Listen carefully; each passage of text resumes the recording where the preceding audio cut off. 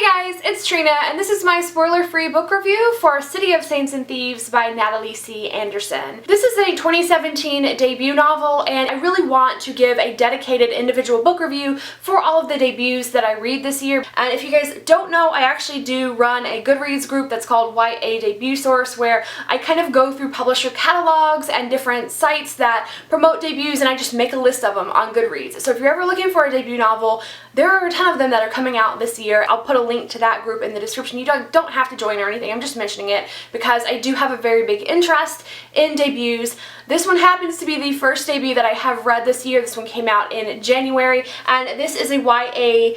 It's pitched as a mystery thriller. It is set in Kenya. This is the story of a main character named Tina, who she and her mother have fled Congo, and they are refugees living in Kenya now. They've made a new life for themselves, and then 5 years prior to the start of this novel, Tina's mother is killed, and Tina really believes that she knows who did it. Since her mother's death, Tina actually has been homeless, and she has fallen in with a street gang, and she is known as the best thief in this city. And the beginning of the book starts off with a heist where Tina and her group are breaking into this like really fancy, well-secured house that no one's ever been able to hit, and she's like, no, I know I can do it. So in the middle of this heist, Tina actually finds some information about her mom in the house, and that sets off the events for the rest of the book, where Tina actually goes on this like quest to find out what really happened to her mother, because it may not be what she's always believed happened. I was actually sent a copy of this book by Penguin. They sent me the copy of the book, but I was not paid to do this review, and all these opinions are my own. I ended up giving this one a 3-star rating. The good and bad things to me didn't really outweigh each other, so I think 3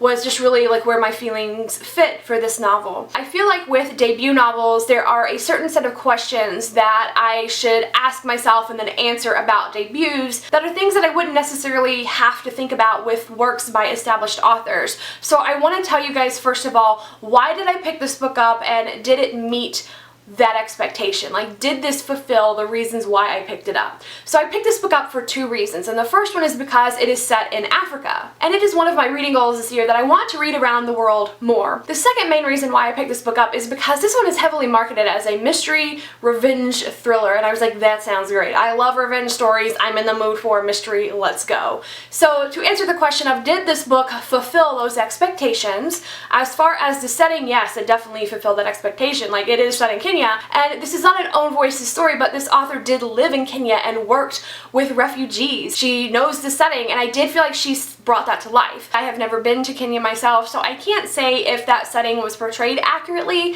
For me, wanting to fulfill a kind of sense of wanderlust when reading, it worked for that, but I have no idea if this was indeed an accurate, authentic picture of Kenya. As far as the second part of why I picked this book up, wanting a mystery, this is where the book fell flat. This is just not the style of mystery that I personally prefer. There was not a lot of suspense built, not a lot of tension. The main character, Tina, thinks she knows who did it. Like, she has this one suspect the entire time, and then when the climax of the story happens, things kind of come out of nowhere instead of having been something that was built up throughout the story. And if you like to be blindsided by a mystery, maybe that would really work for you, but for me, I really enjoy mystery writers who build the suspense more.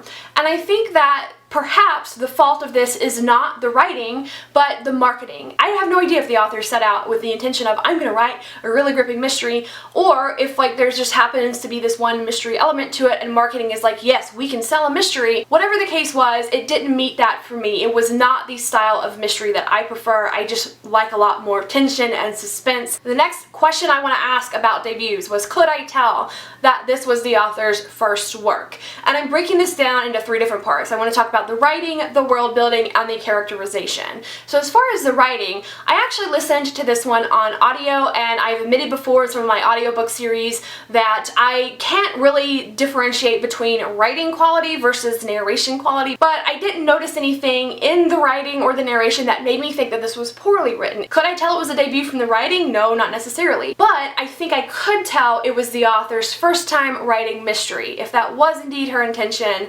you can tell that this was her first time writing mystery, because I didn't think that the suspense was built up enough as more accomplished mystery authors. As far as world building, this is a contemporary, it's set in the real world, so she's not like building a world from scratch, but with a real world setting you can still ask things like, did she convey that location and bring it to life, like just through text alone? Again, you know, I have never been to Kenya and I can't tell you guys if this is an accurate portrayal of that, but to me it felt like she wrote a story that evoked that location, so I think that her world building was fine. The characterization, however, is where I feel like this book's strongest strength was. I did really care for the main character of Tina and the two side characters Michael and Boy Boy. I liked their backgrounds and their dynamic interacting with each other, and I cared about them.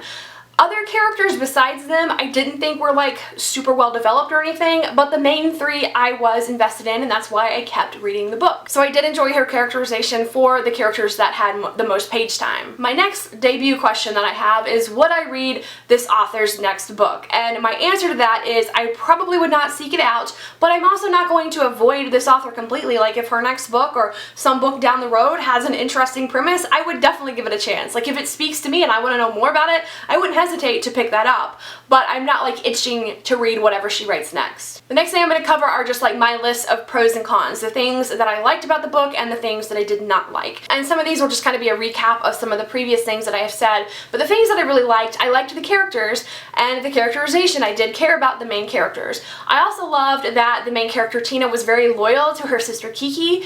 Kiki does not play a large role, she isn't often on scene, but a lot of what Tina does is driven by her care for her sister. And the thing that I liked the most about this book was the setting.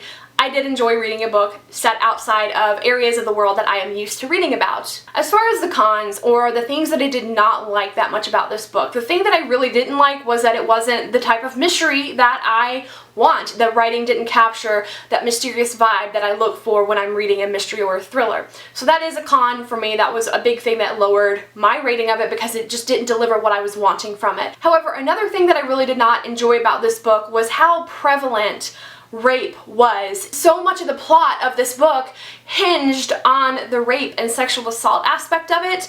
Like, it couldn't have been taken out. But I also didn't think that these things were handled with very much purpose, other than to show that the world sucks. And although that is realistic, and not all readers need a purpose to these things, I'm not saying that this is a fault of the book or that authors are never allowed to write about these topics. It just was an unpleasant reading experience for somebody who doesn't like reading about that. So if you have a sensitivity to that, if you would consider that to be one of your triggers, that is in this book, and I do wish that I had known about that and been warned about that before going into it. If you don't like reading about that, that could color your experience reading this story, and that's kind of what it did to me. The last question I have for myself that I'm going to talk about in this video is, would I recommend this book? I would recommend this book to readers who are looking for a book that is set in Africa or in an international location. I would recommend it to you if you're looking for a book with a strong female lead. Tina is strong in many ways, not just like physically. She's very emotionally strong. I love her loyalty to her sister. And I would also recommend this if you are looking for a book that does have representation of teenage poverty and homelessness, which is something that I don't see a lot of in YA books, but I've heard several people recently saying that they wish that they saw that represented in books. And I would recommend it if you like stories where the main character is kind of finding out more about where she comes from and her family roots, because